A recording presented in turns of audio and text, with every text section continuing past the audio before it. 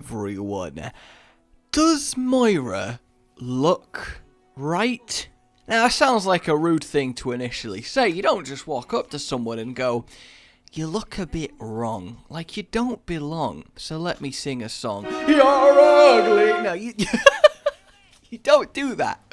But this is something I feel like a lot of people don't really consider unless it's completely ridiculous. And it's whether something actually fits the world it's in. And to elaborate a little bit more, when you look at Moira, does she immediately look like an Overwatch character? Now, I'm not saying this because, to me, well, she doesn't, I can't believe they've designed her like that, but it's something that a few people have mentioned to me, at least initially, that she just doesn't feel like, well, she kinda meshes, she doesn't gel with the others on an aesthetic and thematic level. Like, the idea of someone throwing energy balls, firing laser beams, absorbing the life out of everyone and spraying everyone down with her healing juice is just... it just doesn't sit right when compared to the more classical characters like Tracer and Soldier.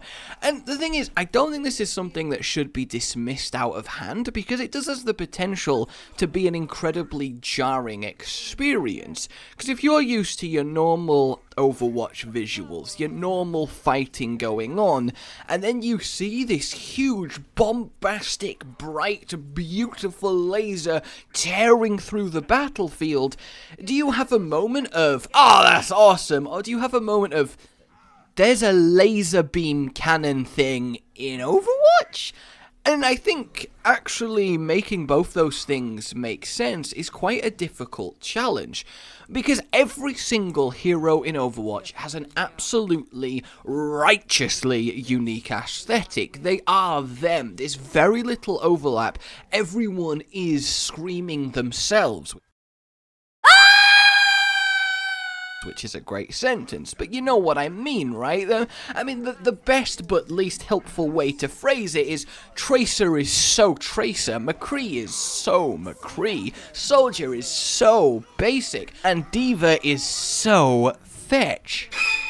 You gotta commend Blizzard for crafting characters like that, but it also means that the precedent is set that every new character has to be so strikingly different from the pack that in achieving that, do you end up ironically crafting someone that looks like they no longer belong in the pack. When you first saw Moira and her abilities, was your reaction, "Oh, that's so cool," or "That's a little bit over the top for Overwatch"? Because a lot of people I was watching the reveal with, and having played her and tested her, a lot of people seem to be having that second one. They don't like her because they don't think she visually belongs in the game. They feel like she's borrowed from a different game. She's someone else's character. She's not Overwatchy enough. And I think that's a cool thing to think about. What defines something as Overwatchy? What makes a character or a map Overwatchy? Because even you could extend this to the Blizzard theme park. Does that belong in Overwatch? Lore-wise, Blizzard's a popular country. Yes, Blizzard's a popular country. Long may they reign. No, Blizzard's a popular games company, and their games have been eventually growing, and in the near future, they have a theme park. That's totally viable. The characters themselves, a lot of them will undoubtedly like Blizzard products. So, lore-wise, it does kind of totally make sense. But I could also totally understand someone going, it's a bit on the nose, isn't it? Should we really be fighting in StarCraft land? And while personally, yes you should, shut up, I totally get why someone could think that. And Moira seems to be very divisive with a lot of people. I've had someone tell me she's the only Overwatch character I don't like. I think she's silly. And then I've had people saying, I will never play anything else in my life because lasers. And this has never happened before, at least in my experience. experience. No character has come out and been that black and white, splitting at least my community that I interact with and play with, and you guys on the Discord and my friends, over whether she belongs. Hell, it's never even been a topic, right? Every other character has pretty much been like, yeah, of course an Overwatch character, that's cool. That's never been a question. The closest we came to Orisa, which did had a few rumblings of, really? But Doomfist, Ana, Sombra, they all were just immediately, yeah, I can totally get behind that. That totally works. Whereas, I mean, I guess the question is, do you think Moira is a step too far? And the thing is Moira's abilities inherently more, like, crazy than Sombra's huge glowing EMP ball? I mean, that one makes more sense, but visually it's as, like, whoa, right? Surely it is. I mean, even something like Doomfist landing explosion, but again, that kinda works. I mean, is there anything that comes close to the visual spectacle of Moira's moves? That's the main thing. I can't off the top of my head actually think of anything. And therefore you could argue that her unique character signifier is over-the-top visuals, and therefore in the future you can't really top that. You either have to make a different aesthetic choice, or you somehow try and blow laser beams out the water. But I don't think there's anything inherently wrong with a character's signature style being glowing, gorgeous things of death and life. That, to me, is just, yeah, cool, and is a niche in its own right.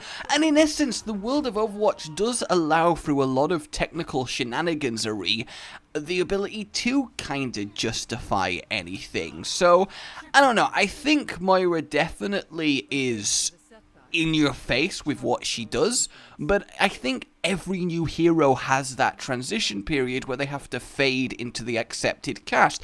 Ana barely feels new, Doomfist still kinda does, and you just gotta wait for time to go on, and eventually I don't think it will be an issue. But a lot of people definitely could make the argument that even in 2 years, Moira still stands out from everyone and the people released after her. She's just too over the top. And that's really an interesting thought. Is there such a thing as too over the top in a game and world like Overwatch? Personally, her animations are by far and away the most attention-grabbing, just ridiculous aesthetic treats, and as someone who absolutely adores bright, funky, awesome spell effects and visuals and particles, I think she's amazing. I really do. I draw the line with not finding a satisfactory explanation for how she's doing it. I very much like, for the most part, every Overwatch character, what they do and how they do it is very strictly explainable within context of the universe. Everyone's powers kind of make sense from a technology and a backstory standpoint. Whereas I can't really figure out, personally, how Moira is projecting a bouncing, self-contained energy ball of Mercy's healing serum. Like, how is that functioning? What is happening to let her project a gravity-defying, bouncing ball of healing goo?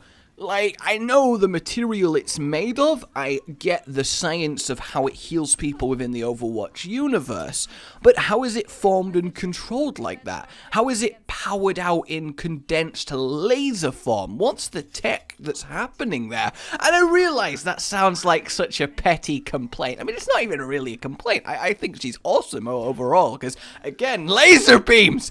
But I do have this moment of, how is she doing the things that she does? She has a suit which controls and administers both the positive and negative serum at very measured amounts, and the suit is how she has such a delicate balance. I could also kind of get that it's giving her this sort of suction to withdraw it out of people by turning up the intensity, and almost like a magnet, this stuff seems to absorb life and attract it to it, like Reaper passing through you. The life one makes sense. She's spewing out the liquid in a flamethrower form and and it's falling and latching and covering people and healing them, but the laser beam and the ball are a lot harder to kind of justify. And again, as I said, it sounds silly, but it's one of those things, right? All the other new characters definitely were completely immediately buyable in how they function, whereas I think Moira will take a little bit of getting used to in terms of just accepting her as a character. And this is such a general, does this even need talking about? Is this even an issue? And the thing is, we don't always need to talk about issues. That's so freaking drab to just be like, oh, people are complaining about this and then complaining about this. And while technically you could argue people are complaining she doesn't belong, I think it very much alludes to a much deeper, interesting discussion of, as I said, what categorizes a belonging to the world of Overwatch in terms of a hero aesthetic. So the floor is yours.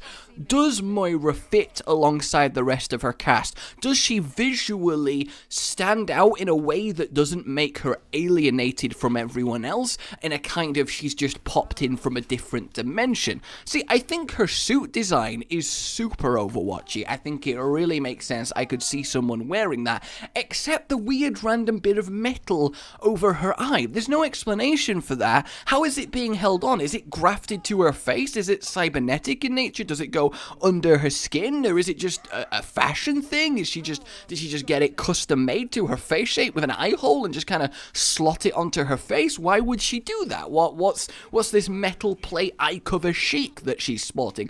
It unreasonably irritates me that she has that random metal eye plate.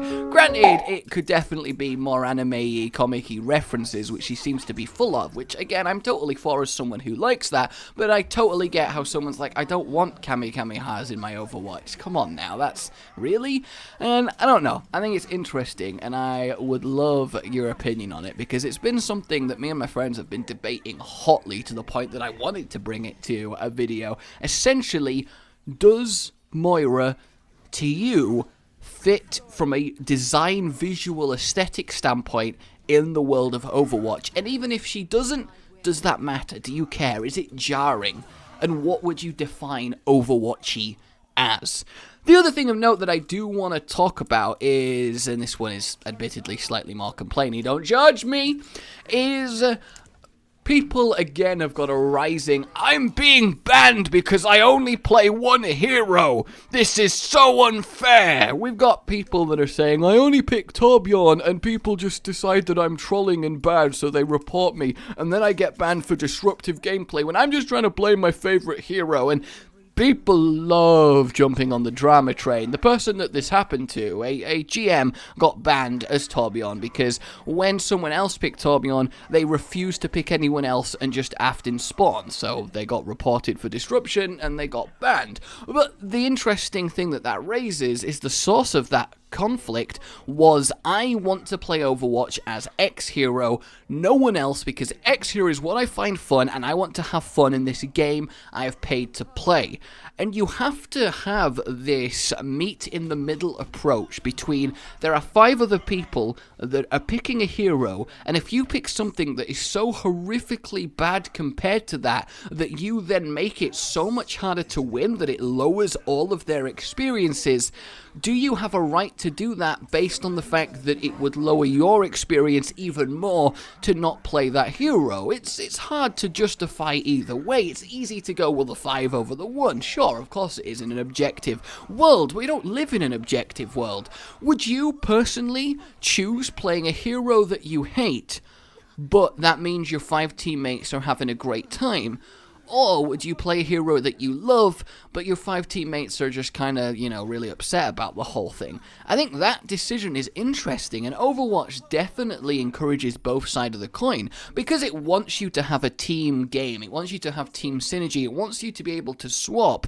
You think that, yeah, you should have to swap if it's called for. You can't just be a one-trick in ranked all the time, especially on an obscure hero like Torbjorn currently, because that just won't work well for you. But at the same time, time, they're like, well, we do want you to be able to have fun, and no, you shouldn't feel forced to play something you don't enjoy. And I guess ultimately the happy medium is just like what, 3 or 4 heroes? It's not hard to acceptably enjoy that many heroes and just play them. I think it's a very extreme situation that this would happen in, but I do think it's worth bringing up and asking the question, which one is more important, the team comp or the individuals want to play a certain hero? I would argue, if we were going to say it, that if you play competitive, it is your duty to help the team win in the best way that you can. Now, if that best way is I can only play one character to a level that I won't just basically be permanently dead and useless,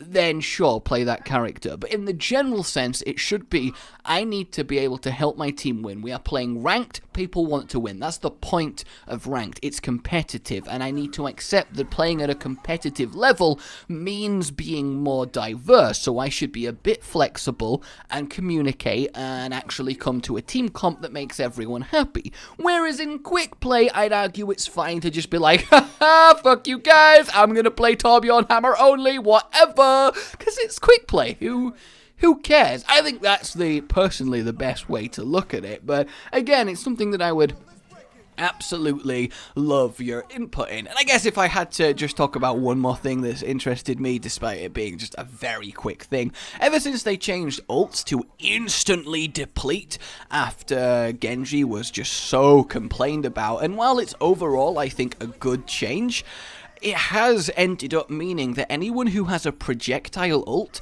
they press Q, instantly go 0%, throw their ult, but then they die. The ult that is in the air but not yet activated, like Mei's robot or Tracer's bomb, then just disappears out of reality and doesn't actually go off, despite it already being thrown as a projectile and ult charge being used. And I don't think it takes anyone really any kind of thinking more than 5 seconds long to go, that's kind of bullshit. It should just happen, right? If you've physically thrown an object, it's not going to disappear out of time and space because the thrower has then been shot. That's really silly. It sucks to be a Mei that throws Snowball out, but then you die and Snowball just evaporates. Like, that's just really lame. It should let projectile ultis continue no matter what happens to you after you press Q, because, I mean, it just makes sense more than anything else. That's just crazy to even think about. So, yeah, that's one little thing that's been going on, but yeah, just some thoughts recently, Overwatchy. I don't know if you like these kind of rambly things, but yeah, let me know what you think. Like if you've enjoyed that, and subscribe for more. Oh, good. Subscribe for Moira. For more, that was not worth cancelling my goodbye for. Oh, God. Oh, goodbye.